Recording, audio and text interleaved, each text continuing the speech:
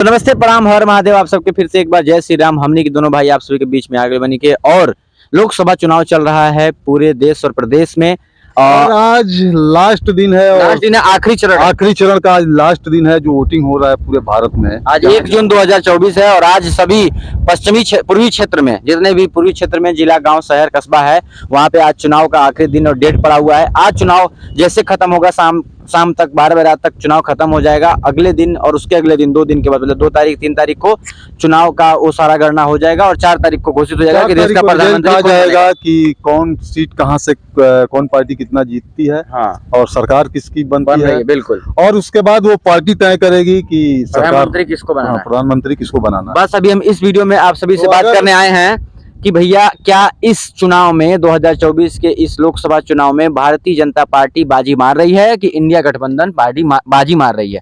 इसी विषय में खास बातचीत करना है। एक्सपर्टों का क्या कहना है वो सभी अब बताएंगे आप सभी को इस वीडियो में। बस बने रहिए।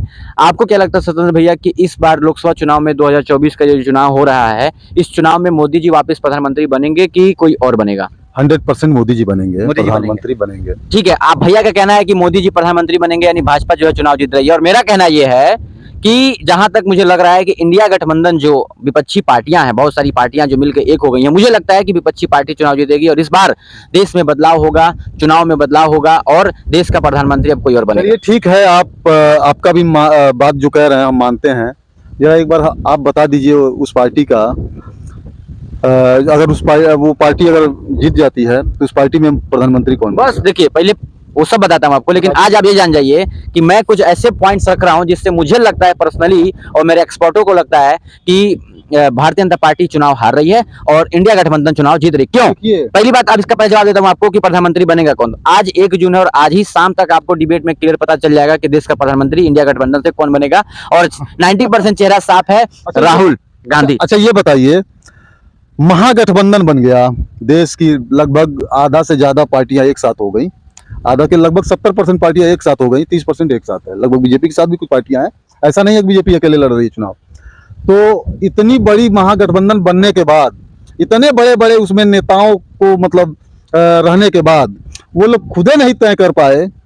तय नहीं क्यों कर पाए? एक मिनट, तय नहीं अभी तक कर पाए। आज आखिरी दिन है वोटिंग का और ये लोग अभी तक तय नहीं कर पाए कि अगर आप जीतते हैं तो आपका प्रधानमंत्री कौन होगा। बिल्कुल। तो आप और हम कैसे जवाब तो हम दे रहे हैं आपको। नहीं, बिल्कुल एकदम गलत है। गलत की बात छोड़िए, आज ही सूत्रों के हवालों से, एक्सपर्टों के द्वारा पता चला है और आप देख लीजिएगा। सूत्र कौन होता है? सुन लीजिए पहले, अरे बातें सुना पहले। 1 तारीख आज है, आज शाम को 100% इंडिया गठबंधन में कौन ऐसा चेहरा होगा जो प्रधानमंत्री बनेगा, दूल्हा बनेगा, वो स्पष्ट आ जाएगा। 90% चांस है कि कौन? राहुल गांधी ही उम्मीदवार बनेगा प्रधानमंत्री पद का। पहला क्यों नहीं जानता हूँ, क्यों नहीं जानता मैं। सुनिए, दूसरा कि इंडिया गठबंधन जीत रही है, भारत में बदलाव आ रहा है। एक रीजन ये भी मैं बता रहा हूँ आपको कि बीजेपी हार रही है। इंडिया गठबंधन में जितनी स्ट्रॉन्ग पार्टियां हैं, विपक्षी पार्टियां, सभी पार्टियां इसको मैं मानता हूं एक हो गई हैं। देखिए, समाजवादी पार्टी, बहुजन समाज पार्टी, बिल्कुल बात समझिएगा, कांग्रेस, आम आदमी पार्टी, ये सभी पार्टियां, सुनिए ना, ये सभी पार्टियां एक हो गई हैं। यानी एक परिवार है, उस परिवार के 9 लोग एक हो गए हैं और एक परिवार इकलौता है। 9 लोग मिलकर के एक परिवार को हराना चाहते हैं, डिबेट करना चाहते हैं, उसको खत्म करना चाहते हैं। क्या लगता नहीं आपको कि 9 लोग एक पे भारी होंगे? इस वजह से मुझे लगता है कि प्रधानमंत्री पद में इस बार मोदी जी हार रहे हैं। रावण का खानदान बहुत लंबा था, बहुत बड़ा था, लेकिन उसमें से एक ही आदमी सच्चाई के रास्ते पे था। कौन? विभीषण। बिल्कुल, विभीषण सच्चाई के रास्ते पे चला, प्रभु श्री रामचंद्र जी के साथ चला। परिणाम ये हुआ कि परिणाम क्या हुआ आपको पता है कि पूरी लंका खत्म हो गई। मतलब अब ये कहना चाहते हैं पूरी लंका खत्म हो गई, रावण मर भी गया, और कोई बचा भी नहीं। अगर आप एक परिवार पे आते हैं तो मैं इस परिवार के ऊपर एक परिवार का जवाब मैं आपको दिया हूँ। मतलब ये आप कहना चाहते हैं पूरी लंका खत्म हो गई, जो ईमानदारी पे था वही बचा, बाकी सब लंका सोने की थी, जल कर खाक हो गई। मतलब ये कहना चाहते हैं कि विपक्षी पार्टियां बेईमान है, चोर है, इसके वजह से हार रही है। मैं क्यों कहूँ? आपने जो कहा मैं उसका सीधा जवाब दिया। आपने कहा एक परिवार के 9 लोग एक जगह हो गए और एक आदमी अकेले लड़ रहा है तो हार जाएगा। मैंने आपको बताया, अगर एक परिवार से एक आदमी अगर सच्चाई के रास्ते पे है और अगर 9 लोग गलत हैं तो 9 को हारते हैं। अच्छा भैया, कुछ ये पॉइंट बता रहे हैं जिससे बीजेपी लग रहा है आपको जीतेगी? लग नहीं रहा है, पूरी बहुमत की सरकार बनेगी। और जो बीजेपी का मानना है, जो बीजेपी ने अपना एक नारा लगाया था कि अब की बार 400 पार, अगर 400 पार जाती है तब भी ठीक है, लेकिन अगर 400 से 2-4 भी सीट अगर कम हो जाता है, विपक्ष के लिए उतना बहुत बड़ी ये खुशखबरी की बात है। पूरा 5 साल विपक्ष इसी पे एकदम खुश रहेगा और गदगद रहेगा कि हमने 400 पार नहीं होने दिया। ठीक है, यही बहुत बड़ी बात है। देखिए अब दूसरी पॉइंट, जितना अलग की बात है, दूसरा पॉइंट मैं आपको बताता हूँ। इनको सिर्फ एक ही चीज पे खुश होना है कि हमने 400 पार नहीं होने दिया। चलिए जो भी हो, दूसरा पॉइंट मैं आपको बता रहा हूँ जिसके करके मुझे लगता है कि इंडिया गठबंधन जीत रही है। देश में हर जाति वर्ग विशेष के लोग हैं, बात समझिएगा। और समाजवादी पार्टी का यादव से रिलेशन होता है, ज्यादातर के यादव जो होते हैं वो ज्यादा अखिलेश यादव को वोट करते हैं। राहुल गांधी में हर जाति वर्ग विशेष के, चाहे वो सिंह हो, सैतवार हो, ठाकुर हो, मुसलमान हो, हर जाति वर्ग विशेष के लोग उनको वोट करते हैं। समाजवादी पार्टी में अखिलेश यादव की जब सरकार रहती है या उनकी जब चुनाव निशान आता है या फिर वो जब पॉलिटिक्स में आते हैं तो ज्यादा करके मुसलमान, यादव, सिंह और भी कुछ लोग वोट करते हैं। आप गलत समझिएगा बात को।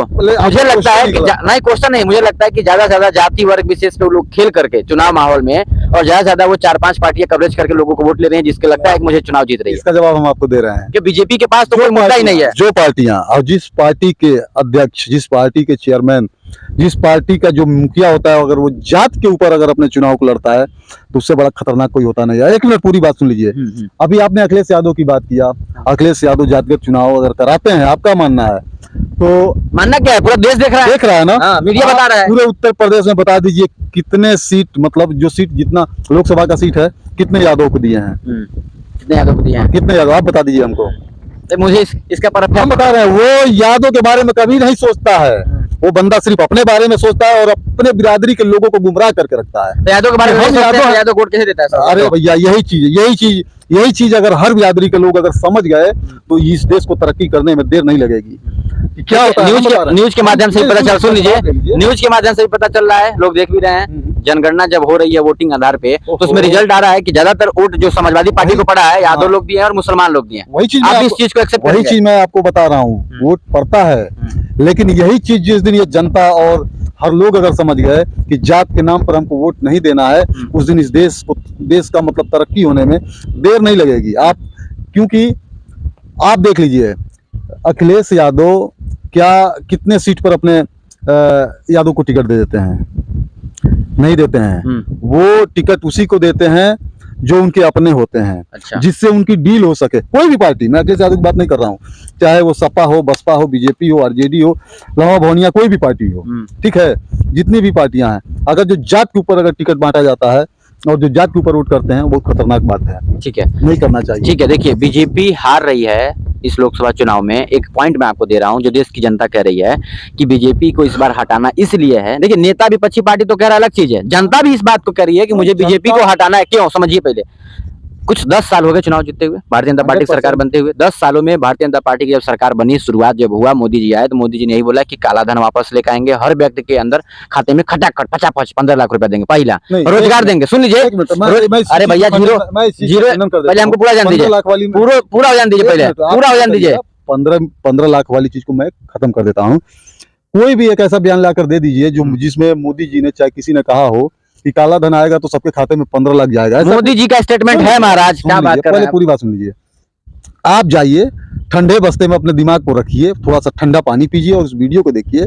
मोदी जी ने यही कहा था कि हमारे देश के जो धन है, जो हमारे देश के रुपया और पैसा जो है विदेशों में जो जमा है, जिसको काला धन वो कहते थे, वो इतने मात्रा में है, अगर वो अपने देश में आ जाए तो अपने देश के हर एक खाता धारक के खाते में, हर एक व्यक्ति के खाते में 15-15 लाख रुपया बांट दिया जाए, कभी भी खत्म नहीं हो। बांट दिया जाए मतलब उस पैसे को अगर बांट दिया जाए तो सबको 15-15 लाख। मतलब ये कहना चाहते हैं उन्होंने ये नहीं कहा था, मतलब आप ये कहना चाहते हैं, तो हम सबको 15 लाख देंगे। मतलब अब ये कहना चाहते हैं कि मोदी जी स्टेटमेंट में ये नहीं बोले हैं कि हम सबको पैसा देंगे, वो ये बोले हैं कि ये पैसा इतना है कि इसको 15-15 लाख बांटा जाए, उतना पैसा विदेश में है। लेकिन आपको अगर विपक्ष को कुछ कहना है तो कह सकते हैं, बिल्कुल। आप किसी बात को तोड़ ममोड़ के आप कर सकते हैं। अच्छा, अब इस बात का तो आप खंडन कर दिए कि भैया ये नहीं, ये बोले हैं। मोदी जी नौकरी का भी वादा किए थे कि हम आएंगे तो सरकार आएगी तो नौकरी देंगे, उस पर क्या कहेंगे? नौकरी मिल नहीं रही है। कहाँ मिल रही है? एकदम 100%। कितना रोजगार दिया उन्होंने 10 सालों में? सुनिए तो, पुलिस की वैकेंसी खाली पड़ी है, आर्मी की वैकेंसी खाली पड़ी हुई है, पोस्ट ऑफिस की वैकेंसी खाली पड़ी हुई है, ऑपरेटर की वैकेंसी खाली पड़ी हुई है, सेंट्रल गवर्नमेंट की वैकेंसियां खाली पड़ी हुई हैं, भर ही नहीं रहे। रेलवे की वैकेंसी खाली पड़ी हुई है, रोजगार दे ही नहीं रहे हैं, जिसके करके ये युवाएं, ये लोग जो कह रहे हैं, कुछ लोग हैं जो कह रहे हैं, हम अपनी बात नहीं कह रहा हूँ, मैं सुन लीजिए। पहले हमारे गांव में लड़के रेलवे में भी हुए हैं। अरे सुन तो लीजिए महाराज, क्यों है? 10 हम बता रहे हैं आपको, पहले जो नौकरियां मिलती थी पैसे पे मिलती थी। पैसे पे मिलती थी, डिग्री का कोई वैल्यू नहीं होता था। अब क्या है, आप पढ़ेंगे, आपके पास डिग्री होगी, जब आप वो एग्जाम क्वालिफाई करेंगे तब आपको नौकरी मिलेगी। ठीक है। अब आपको एग्जाम से मतलब नहीं अरे है, भाई साहब आप सुनिए, आपकी डिग्री से मतलब नहीं है, आपको तो सिर्फ नौकरी चाहिए। एग्जाम देना, बात समझ, मैं आपकी बात समझ रहा हूँ। वही चीज है। वैकेंसी आवे तब ना। क्यों? आर्मी की कितनी वैकेंसी 10 साल में ला दिया, अरे भैया, पुलिस की कितनी एक वैकेंसी मिनट, ला दिया, एक मिनट। सेंट्रल गवर्नमेंट की कितनी विपक्ष नौकरी ला दी को इन्होंने। भाई सुनिए। हमारी ये बात नहीं है, हमारा प्रोपेगेंडा नहीं है। हाँ। हमको जो पार्टियां, विपक्षी पार्टियां या फिर जो आम जनता है जो प्रॉब्लम बता रही है, उस चीज को मैं आपके सामने रख रहा हूँ। मैं- समझिए दूसरी चीज, जिसकी वजह से मोदी जी, हमको लड़ाई नहीं करना आपसे, मोदी जी हार क्यों रहे हैं, मोदी जी को लोग हराना क्यों चाहते हैं, ये मैं बता रहा हूँ। मोदी जी ने सरकारी संपत्ति को बेच दिया, प्राइवेट कर दिया, हाँ, इसकी वजह से भी लोग उनसे खपा है और हरा बता रहे हैं। जो आपने कहा मोदी जी ने देश की संपत्तियों को बेच दे रहे हैं, आपको पता होगा अभी जो मुंबई में जो, अभी नाम हमको नहीं याद है उस एयरपोर्ट का, अभी वो एयरपोर्ट पिछले साल दूसरी कंपनी को दिया गया है। वो एयरपोर्ट जानते हैं कब का दिया गया था? एक इंग्लैंड की कंपनी को, वो सन 2012 में दिया गया था। तो 12 में तो मोदी जी नहीं थे, तो फिर उसको कौन प्राइवेट किया था, कौन बेचा था? किसी कंपनी का से। हाँ, उस सरकार बेचा था, उस टाइम पे सरकार। आप भाई उस सरकार बेचा था, आप उसकी बात नहीं करेंगे। चलिए ठीक है, मानते हैं प्राइवेट करण से नुकसान क्या है, क्या नुकसान है? आप एक सरकारी हॉस्पिटल में जाइए, ठीक है, वहां आप 1 रुपए का पर्ची कटाइए और अंदर घुसिए, और वहां पे जब कुर्सी पे लगा के जो वहां का चपरासी भी रहेगा ना, पान में भोसड़ी का वो क्या मुंह में पान डाल करके वो आप जाएंगे ना, तो चारों तरफ हॉस्पिटल में भी पान का, गुटखा का थूक मिलेगा। अगर उसी हॉस्पिटल को प्राइवेट कर दिया जाए, नहीं, रुक जाइए। मैं बता रहा हूँ, अगर उस हॉस्पिटल को प्राइवेट कर दिया जाए तो जो डॉक्टर की सैलरी वहां पे 1.5 लाख रुपए है, आप प्राइवेट करेंगे आपको 50,000 में उससे बढ़िया डॉक्टर मिलेगा। और वहाँ की स्टाफ जो वहाँ पे सफाई करने, एक मिनट सुन लीजिए पूरी बात। सुनिए, नहीं बुलाएंगे। जो वहाँ पे सफाई करने वाला है सरकारी कर्मचारी, उसकी सैलरी जानते हैं कितनी होगी? 40-50 हजार होगी। 50,000 में 5 को सफाई कर्मी रखेंगे, वो 7 बजे आएगा और 5 बजे जाएगा, वो 1 मिनट कहीं बैठेगा नहीं, उसको डर रहेगी नौकरी चली जाएगी। ठीक है, काम होगा, देश का काम होगा, विकास होगा और सफाई का बढ़िया काम होगा। आप ये कहना चाहते हैं कि अगर हम प्राइवेट कर देते हैं तो इंफ्रास्ट्रक्चर में बदलाव आएगा, बात समझिएगा, एकदम 100%। स्टाफ टाइम पे आएगा, उससे कम पैसे में उससे ज्यादा लोग आ जाएंगे, हायर हो जाएंगे, ये कहना चाहते हैं। नौकरी बहुत ज्यादा लोगों को मिलेगी। जवन भोसड़ी के सरकारी एम्प्लॉयमेंट है, जो एम्प्लॉय है, पान खा के थूक रहा है, सरकार का नौकर है, वो सरकारी नौकर है, सरकार उसके ऊपर इनिशिएटिव ले, उसी को बोले साफ करो, अच्छे से काम करो। अच्छा, अगर तो सरकार की कमी है ना। हाँ, सरकार अगर 4 लोगों के ऊपर अगर हावी होती है तो वहाँ 10 लोग जो उसके गुरु और दादा, उसके काका पितिया हैं, और भी सब एक साथ 3 लोगों की टीम होती है। उसी दिन वो अस्पताल को, चाहे वो जो भी संस्था हो, वहाँ पे हड़ताल बोल दी जाएगी। उनको नौकरी से निकाल दीजिए। नहीं, नौकरी से क्या, नौकरी निकाल देंगे तो मरीज तुरंत कहाँ शिफ्ट करेंगे? मतलब आप ये कहना चाहते हैं कि सरकारी चीज को, सरकारी संपत्ति को प्राइवेट करना गलत नहीं है? गलत नहीं है, जो करने लायक है, जहाँ पे व्यवस्था गड़बड़ है, उस चीज को प्राइवेट कर दीजिए, सही हो जाएगा। तो चलिए, आप विदेश के कितनी बार गए हैं? चलिए ठीक है, नहीं अब हम बंद करते हैं बात, पॉइंट रखते हैं। देखिए, हमको आपस से लड़ना नहीं है भैया। जो इन्होंने पॉइंट बताया वो पॉइंट आप सुने, क्या लगता है कि ये पॉइंट वर्थ इट है कि गलत है, कि क्या ये बीजेपी से बिके हुए इंसान है या जो भी है? तो मेरा बस इतना कहना है कि इन्होंने अपने अपने पॉइंट्स रखे हैं, और भी क्या कमियां हैं बीजेपी में वो आप लोग कमेंट करके जरूर बताइएगा। क्या बीजेपी के अंदर और सुधार लेकर आना चाहिए? मैं ये नहीं कहता हूं कि मैं विपक्षी पार्टी का हूं या ये बीजेपी के हैं। जो आदमी जो अच्छा काम करेगा, हमने बस एक पॉइंट रखा कि अगर विपक्षी पार्टियां, इंडिया गठबंधन ये पॉइंट देते हैं, ये मतलब अपने अंतरात्मा से ये मनाइएगा कि आप कभी उसके साथ मत खड़ा हो जाइएगा जो व्यक्ति कहता हो भारत तेरे टुकड़े होंगे इंशाअल्लाह, मार दीजिए भोसड़ी वाले को। ऐसे व्यक्ति को अपने साथ मत रखिएगा। अगर आप रखते हैं तो वाकई में आप देश के गद्दार हैं। जो व्यक्ति अपने संस्कृति का, अपने क्या बोलते हैं, भगवान का प्रमाण मांगे, उस व्यक्ति को तो जूता से मारना चाहिए, मारना चाहिए। जो भी हो, वोट की बात ही छोड़िए। जो प्रभु श्री रामचंद्र जी का होने का प्रमाण मांगे, उसको जूता से मारने का काम करिए, ना कि उसके साथ चलने का काम करिए। ये ऐसे लोग होते हैं जो अपने पापा से बोलते हैं मैं नहीं कहता हूँ कि आप बीजेपी में आइए, सपा में जाइए, नहीं, मैं किसी भी पार्टी का पक्षधर नहीं हूँ, मैं सनातनी हूँ। जो सनातन की बात करता है मैं उसके साथ रहता हूँ। भैया सुन लीजिए बतिया, और आज जो व्यक्ति भगवान का होने का प्रमाण मांग रहा है, वो व्यक्ति तो कल को ये भी बोल सकता है कि तुम्हारा बाप है तो हमारा डीएनए आरएनए चेक करा, उसको एकदम कराने की जरूरत है। बिल्कुल। तो भैया यही सब बातें हैं, बाकी आपका अधिकार है वोट देने का, आपका मौलिक कर्तव्य भी है वोट करने का। आप वोट बूथ पे जरूर जाइए, वोट जरूर करिए, किसी भी पार्टी को वोट दीजिए, लेकिन जरूर दीजिए। और वोट देने से पहले आप एक बार अपने मन में, अपने जहन में ये जरूर सोचिए, देखिए कि हम वोट किसको कर रहे हैं, आपका वोट जा कहाँ रहा है, किसको जा रहा है। आपके एक वोट से मेरे भाई बहुत कुछ हो सकता है। मैं ये नहीं कहता हूँ कि आप देश वोट इधर पितर हो जाएगा। आप वोट बीजेपी को दीजिए, मैं ये नहीं कहता हूँ आप वोट महागठबंधन को दीजिए, मैं ये नहीं कहता हूँ कि आप वोट तृणमूल को दीजिए, मैं ये नहीं कहता हूँ कि आरजेडी को दीजिए। आप लेकिन वोट दीजिए। आप एक बार वोट डालने से पहले अपने मन में और अपने अंतरात्मा नहीं में कुछ ध्यान समझ में आ रहा है रखिए। महाराज तो लोटा के दीजिए। नोटा को दे दीजिए, बिल्कुल, बात ठीक खत्म। है। लेकिन कहीं वोट ऐसा दीजिए। ना हो जाए कि देश के साथ गद्दारी करने वालों को आपका वोट चला जाए, ये दिक्कत है। चलिए, बाकी आपको क्या लगता है कि बीजेपी जीत रही है? हाँ, ये मैं भी तो मानता हूँ, देखिए मैं सपोर्ट तो नहीं करता हूँ, लेकिन मेरा मानना है कि वोट मैं बीजेपी को करता हूँ, इसलिए करता हूँ कि मैं एक सनातनी हूँ। विकास होना नहीं होना अलग विषय है, अगर धर्म बचेगा तो विकास हो जाएगा। विकास हो जाएगा। चलिए, इनका पॉइंट्स है। अगर आज कश्मीर में वो हिंदू बचे होते, उनका भी विकास होता, सब कुछ होता, लेकिन वहाँ पे ये लोग ध्यान नहीं दिए, आपस में लड़ते रहे, हिंदू कभी इकट्ठा नहीं हुए। उसका सबसे बड़ा एक प्रमाण है, आप जाइए कश्मीर देखिए, वहाँ पे हिंदुओं की क्या हाल है, खत्म है वहाँ पे हिंदू नहीं। चलिए, इनका कहना यह है कि अगर हमारा क्या बोलते हैं धर्म बचा रहेगा, हमारा संस्कृति बची रहेगी तो विकास हो जाएगा। आप नजर उठा के देखिए ना, अभिषेक भाई। बिल्कुल बिल्कुल, पैक करते ना, बहुत बड़ा वीडियो हो रहा है हमारा। वीडियो आप काट लीजिएगा, लेकिन अगर आ गई है बात तो ये अंतरात्मा की बात है, मैं बता देता हूँ। आप एक बार विचार करके देखिए कि पूरे भारत में कितना बड़ा भारत था, अखंड भारत कितना बड़ा था। आप कहाँ कहाँ से काटे गए, मारे गए, भागे गए, लेकिन अब आपके पास मात्र एक ही जगह बचा है, एक छोटा सा टुकड़ा भारत का, जो वो भी लगभग कई राज्यों में। आप वहाँ पर अपने घर में न रामचरितमानस करा सकते हैं, ना ही हनुमान चालीसा पढ़ सकते हैं। देखिए, मैं इतना कहना चाहूंगा, आखिरी में जाते थे इतना बात इन्होंने छेड़ दिया है, तो ये काटा जाना मारा जाना, एक इंसान को ही काटा जा रहा है, मारा जा रहा है, और ये काटा जाना मारा जाना हम और आपके मन में जहन में डालने वाला कौन है? हमारे घर के लोग नहीं, हमारे गांव समाज शहर हमारे देश के नेता। तो वोट जरूर करें, अच्छे से करें। और अगर हम एक हिंदू मुस्लिम कर रहे हैं, जातिगत लड़ाइयाँ कर रहे हैं, नहीं एक बात कहते नहीं हम, तो भैया ये हम सिर्फ हिंदू करता हूं। बिल्कुल, मैं बता रहा हूँ, ये कौन करवा रहा है? ये नेता ही तो करवा रहा है। दोनों लोग के पीछे आखिर में देखा है तो मुसलमान भी एक इंसान है, हिंदू भी एक मुसलमान है, लेकिन मुसलमान या हिंदू दोनों खूंखार बन जा रहा है, खराब बन जा रहा है, तो सिर्फ और सिर्फ इन नेताओं की वजह से ही बन रहा है, राजाओं की वजह से ही बन रहा है। मैं किसी धर्म के ऊपर लांछन नहीं लगा रहा हूँ, लेकिन मैं इतना जरूर कहूंगा, बंटवारे के बाद हिंदू मुस्लिम सिख ईसाई जितने भी थे, आरसी पारसी मेरे भाई, सबने साथ दिया आजादी में, सबने लड़ाई लड़ी, लेकिन कभी किसी ने कोई अपना हिस्सा नहीं मांगा।